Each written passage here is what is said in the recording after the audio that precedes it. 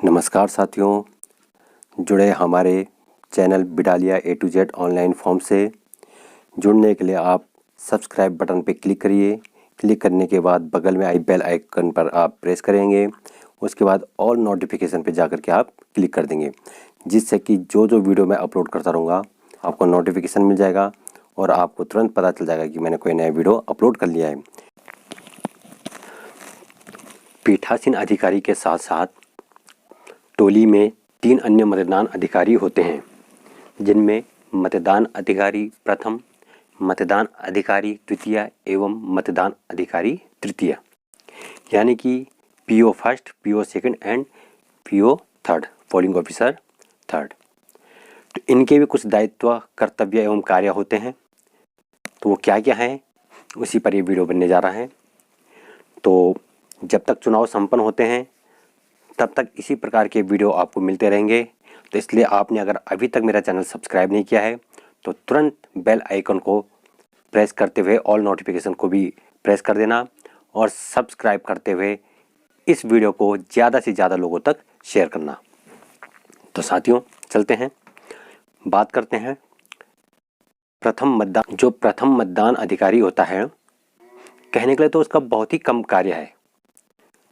यहाँ पर आप देख रहे होंगे मात्र एक पैराग्राफ में आपको दिखाई दे रहा है जरा सा, पर हकीकत में ये एक तरह से अगर हम इसे कहें तो इसको हम उप पीठासीन अधिकारी भी कह सकते हैं। यानी कि एक तरह से ये प्रधानाचार्य के बाद उप प्रधानाचार्य जिस प्रकार से पूरा दायित्व संभालता है, ऐसे ही पीठासीन अधिकारी के साथ साथ यदि कोई विशेष परिस्थिति आ गई तो संपूर्ण दायित्व प्रथम मतदान अधिकारी का ही होता है। जैसा कि आप देख ही रहे होंगे, अगर आप प्रथम मतदान अधिकारी हैं, ये प्रथम प्रशिक्षण, द्वितीय प्रशिक्षण, ये आपको पीठासीन अधिकारी के साथ ही दी जा रही है। क्यों? क्योंकि जो बिंदु पीठासीन अधिकारी के लिए आवश्यक हैं, वही बिंदु, वही चीज़ प्रथम मतदान अधिकारी के लिए भी आवश्यक है। यदि पीठासीन अधिकारी किसी कारणवश उसका स्वास्थ्य खराब हो जाता है या कोई भी प्रॉब्लम आ जाती है तो फिर पूरी जिम्मेदारी प्रथम मतदान अधिकारी के ही सिर पे आ जाती है। अर्थात पूरी रिस्पॉन्सिबिलिटी प्रथम मतदान अधिकारी की ही होती है। इसलिए आप इसे हल्के में मत लेना है। मतदान दिवस के दिन, जिस दिन मतदान प्रारंभ होगा, उस दिन आपके क्या क्या दायित्व हैं तो उस पर चर्चा करते हैं। तो यहाँ पे लिखा है कि प्रथम मतदान अधिकारी निर्वाचक नामावली की चिन्हित प्रति का प्रभारी होगा।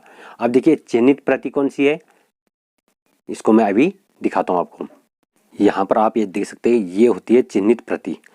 मतलब जो मतदाताओं की एक सूची होगी, ये होगी प्रथम मतदान अधिकारी के पास, जिसको कि वो इस प्रकार से चिन्हित करेंगे कि यदि कोई पुरुष मतदाता होगा तो पुरुष मतदाता के सामने वो यूं करके तिरछी लाइन खींचेंगे, यानी कि जो आड़ी तिरछी लाइन है इसको खींचेंगे। किसके सामने? पुरुष मतदाता के सामने। और कोई महिला मतदाता है तो महिला मतदाता के सामने वो इस तिरछी लाइन को तो खींचेगा ही, साथ में जो उनका क्रमांक होगा उस क्रमांक को इस प्रकार से गोला भी कर देगा। आप देख सकते हैं यहाँ पर जूम करके, ये जो उनका क्रमांक होगा उसे गोला कर देंगे। और तो आपने देखा चिन्हित प्रति, तो चिन्हित प्रति का प्रभारी होगा और निर्वाचक की पहचान के लिए उत्तरदायी होगा। अर्थात जो भी मतदाता आएगा तो उसकी पहचान करेगा कौन? प्रथम मतदान अधिकारी। कोई भी मतदाता आएगा तो उसे वो पहचान पत्र लेगा। सबसे पहली चीज़ होती है पहचान पत्र। उसके अलावा आयोग द्वारा, चुनाव आयोग के द्वारा जो भी 10-12 और अन्य डॉक्यूमेंट्स हैं, अगर उसके पास पहचान पत्र नहीं है तो उन डॉक्यूमेंट से मिलान करके उसकी पहचान का भी उत्तरदायी होगा। फिर उसके बाद मतदान केंद्र में प्रवेश करने पर निर्वाचक सीधे प्रथम मतदान अधिकारी के पास आएगा। कोई भी मतदाता होता है, जो वोटर है, वो सबसे पहले किसके पास आएगा? जैसे गेट के अंदर प्रवेश करेगा तो गेट के अंदर प्रवेश करने के बाद सीधे वो प्रथम मतदान अधिकारी के पास ही आएगा। वह मतदान अधिकारी निर्वाचक की पहचान के बारे में स्वयं को संतुष्ट करेगा। अर्थात जो प्रथम मतदान अधिकारी आप लोग हैं तो आपने क्या करना है? अपने को संतुष्ट करना है कि वास्तव में यही व्यक्ति है जो इस भाग के इस क्रमांक पर इसका ये नाम है, ठीक है, जिस नाम को लेकर के वो अपना बता रहा है, तो वास्तव में वही व्यक्ति है। प्रत्येक निर्वाचन में आयोग मतदाताओं के पहचान संबंधी आदेश जारी करता है। तो जितने भी निर्वाचन होते हैं तो उसमें आयोग द्वारा एक सूची जारी की जाती है पहचान के लिए कि कौन कौन से डॉक्यूमेंट्स लेकर के ये जाएगा मतदान करने के लिए। पीठासीन अधिकारी को इस आदेश को ध्यानपूर्वक पढ़ना चाहिए। तो जो आदेश होता है जिसमें डॉक्यूमेंट्स की सूची होती है उसको पीठासीन अधिकारी को ध्यानपूर्वक पढ़ना चाहिए।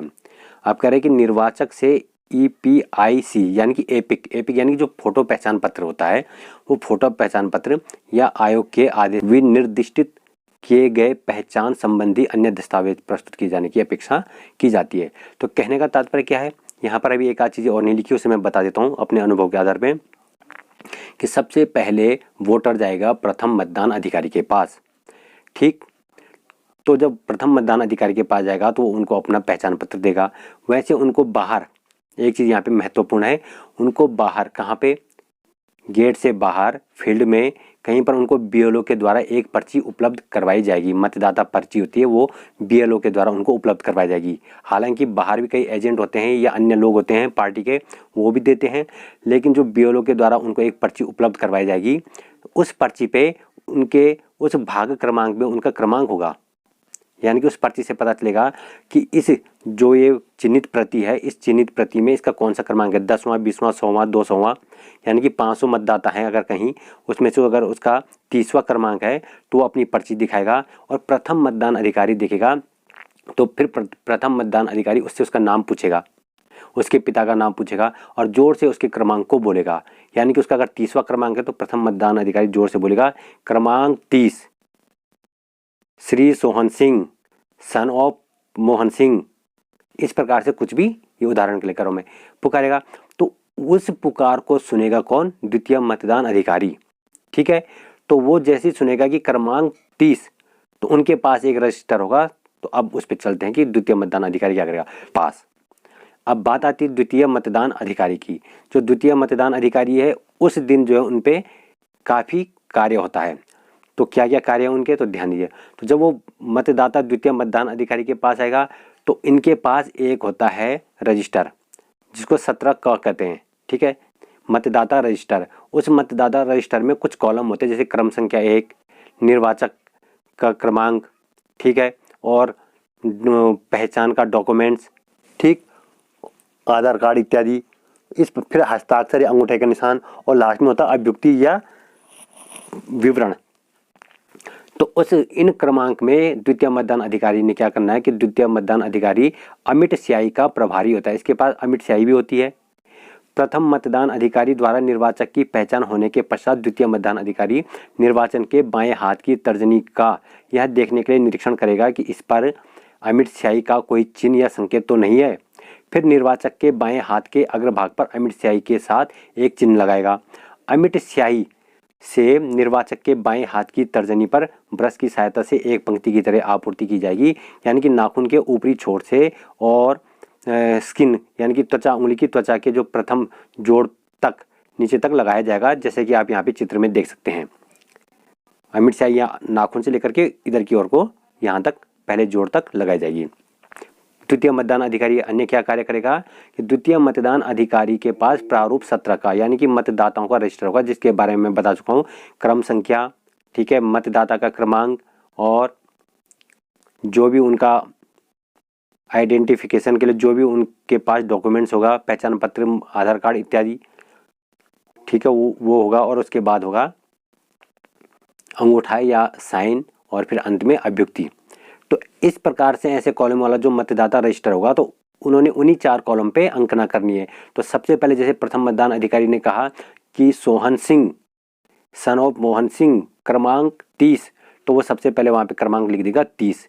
फिर उसके बाद उनसे पूछेगा कि आप क्या लाए हो, तो यदि वो देते हैं पहचान पत्र या आधार कार्ड, तो आधार कार्ड या पहचान पत्र की जो अंतिम 4 डिजिट होंगी उन अंतिम 4 डिजिट को उस क्रमांक पे लिखेगा मतदान अधिकारी। फिर उसके बाद लास्ट में जो अभ्युक्ति वाला कॉलम होगा उसमें लिखेगा पहचान पत्र, या किसने आधार कार्ड दिखाया तो लिखेगा आधार कार्ड, जो भी डॉक्यूमेंट दिखाएगा उसका नाम लिख देगा। ठीक, वह उस रजिस्टर में उन निर्वाचकों का उचित लेखा रखने का भी उत्तरदायी होगा। तो उत्तरदायी मतलब यही चीज़ जो मैं बता रहा हूँ, जिनकी पहचान की जा चुकी है और जो मतदान केंद्र पर मत डालते हैं। अब कह रहे कि वह उस रजिस्टर पर प्रत्येक निर्वाचक से उसे मत डालने की अनुमति देने से पूर्व हस्ताक्षर कराएगा या अंगूठे का निशान लेगा। द्वितीय मतदान अधिकारी प्रत्येक निर्वाचक को अध्याय 19 में वर्णित प्रक्रिया के अनुसार निर्वाचक रजिस्टर में उसकी प्रविष्टि कर निर्वाचक स्लिप जारी करेगा। ठीक है। तो एंट्री वाली बात तो मैं बता चुका हूँ 2-3 बार। तो जैसे उसने वहाँ पे एंट्री कर दी, उसके साइन कर दिए और लिख दिया पहचान पत्र आदि क्या है, उसके बाद उन्होंने उनके लिए एक निर्वाचक स्लिप जारी करनी है। क्या करना उन्होंने, एक निर्वाचक स्लिप, माने वहाँ से भी उनको एक पर्ची मिलेगी। हालांकि एक पर्ची तो बाहर से बीएलओ से लेकर के आएंगे, तो पर्ची तो वहीं पर छोड़ देंगे, लेकिन जो द्वितीय मतदान अधिकारी के द्वारा निर्वाचक स्लिप यहाँ पे एक पर्ची दी जाएगी, उस पर्ची को लेकर के तब वो आगे जाएंगे। यह सुनिश्चित किया जाना चाहिए कि मतदान केंद्र छोड़ने के पूर्व निर्वाचक की उंगली पर लगी अमिट स्याही सूख जाए, यानी कि जब तक वो बाहर जाता है तब तक वो स्याही सूख जानी चाहिए। अब करें, इसके लिए अमिट स्याही लगाने के बाद रजिस्टर में मतदाताओं के हस्ताक्षर अंगूठे का निशान लिया जाएगा। यह सुनिश्चित किया जाना चाहिए कि मतदाता द्वारा मतदान केंद्र छोड़ने से पहले अमिट स्याही का निशान सूख गया है। तो ये काम हो गया है किसका, द्वितीय मतदान अधिकारी का। तो उन्होंने जो पर्ची उसके लिए जारी की है निर्वाचक पर स्लिप, वो स्लिप यानी कि पर्ची वो दे देंगे, और उन्हीं के बगल में बैठा होगा मतदान अधिकारी तृतीया। तो वो स्लिप लेकर के मतदान अधिकारी तृतीय के पास जाएगा। अब यहाँ से मतदान अधिकारी तृतीय के कार्य हैं, क्या कार्य हैं कि तृतीय मतदान अधिकारी वोटिंग मशीन की कंट्रोल यूनिट का प्रभारी होगा। कंट्रोल यूनिट यानी कि जिसमें हम बैलेट बटन को दबाएंगे, उसके बाद से वोट देने के लिए बैलेट यूनिट रेडी होती है। तो वह उसी मेज पर बैठेगा जहां द्वितीय मतदान अधिकारी बैठता है। कहने का मतलब है दोनों अगल बगल में बैठेंगे, द्वितीय और तृतीय। तृतीय मतदान अधिकारी निर्वाचक को मतदान कंपार्टमेंट में जाने की अनुमति द्वितीय मतदान अधिकारी द्वारा जारी मतदान स्लिप के आधार पर और उस स्लिप में उल्लिखित क्रम संख्या के अनुसार देगा। अब देखिए, मतदान कंपार्टमेंट क्या होता है, मतदान कंपार्टमेंट वो होता है जहाँ पे बैलेट मशीन रखी होती है, बैलेट यूनिट यानी जिस पे हमने बटन दबा के वोट करनी है। उसके साथ साथ में वीवीपैट भी रहेगा जिस पे पर्ची जारी होगी, कौन सी पर्ची की किसको वोट दिया है, वो उसी ड्रॉप बॉक्स के अंदर गिर जाएगी वीवीपैट के अंदर। तो यहाँ जाने से पहले मतदान अधिकारी तृतीय क्या करेगा, एक तो बैलेट को इशू करेगा कंट्रोल यूनिट से, दूसरा जो उसके पास पर्ची का विशेष ध्यान देना आपने, तृतीय मतदान अधिकारी जो द्वितीय मतदान अधिकारी ने निर्वाचक के लिए एक पर्ची जारी की होगी, उस मतदान स्लिप को, उस पर्ची को जो है वो अपने पास संभाल के रखेंगे, संकलित करेंगे, क्योंकि लास्ट में इन पर्चियों का भी मिलान किया जाएगा, इनकी भी गिनती की जाएगी। और अगर हो सके तो आप अगर इन पर्चियों को किसी धागे पे या जो टैग होता है, टैग पे चुबो करके जो उसको क्रम से नथी करते रहेंगे तो ज़्यादा सुटेबल होगा आपके लिए। उसका सबसे पहली पर्ची हमने उसके अंदर नथी कर दी उस पिन के अंदर, फिर उसके बाद दूसरे को उसी के ऊपर, तीसरा, चौथा। तो होता क्या, कई बार गणना में कुछ कमी नज़र आती है, तो जब वो कमियां नज़र आती है तो उस समय हम मिलान करने के लिए वो हमारे एक आसान आधार होता है। हम उस समय क्या कर सकते हैं कि उन पर्चियों के मिलान से कि पहले नंबर पे किस क्रमांक वाले ने वोट डाला, दूसरे नंबर पे किस क्रमांक वाले ने, तो उन पर्चियों को उसी क्रम से हम किसी पिन के अंदर या किसी धागे के अंदर हम उसी क्रम से उनको नथी करते रहेंगे। ठीक है, तो ये विशेष चीज़ है, तो पर्ची को संभाल के रखेंगे। फिर उसके बाद कह रहे हैं कि कंट्रोल यूनिट के मतदान प्रभारी अधिकारी कंट्रोल यूनिट के बैलेट बटन को दबाने के पहले यह सुनिश्चित करेगा कि निर्वाचक की उंगली का निशान सूख चुका है। वह अध्याय 20 में विस्तृत रूप से यथावर्णित कंट्रोल यूनिट के उपयुक्त बैलेट बटन को दबाकर मतदान कोष्ठ में रखी मतदान यूनिट या यूनिटों को चालू करेगा।